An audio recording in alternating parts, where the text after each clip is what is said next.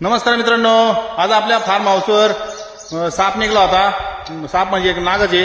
तर आज आपले शेजारचे गावचे सर्पमित्र हे हा नाग धरण्यासाठी आले आहेत. आपण बघू शकतो मित्रांनो. तसं श्रींचं आगमन रविवारी रात्रीच झालं असेल. त्यांचं दर्शन आम्हाला सोमवारी झाले. माझ्या 5 कोंबड्या आणि 3 गाया आणि मी यांच्या सानिध्यात रात्रभर राहिलो, पण त्यांनी आम्हाला कोणत्याही प्रकारची इजा हानी पोहोचवली नाही. रेस्क्यू करताना त्यांनी कुठल्याही प्रकारचा आम्हाला त्रास दिला नाही आणि आम्ही त्यांना जंगलात सोडून देण्यास सांगितले. धन्यवाद भोले बाबा. काही चुकलं असेल तर माफी असावी.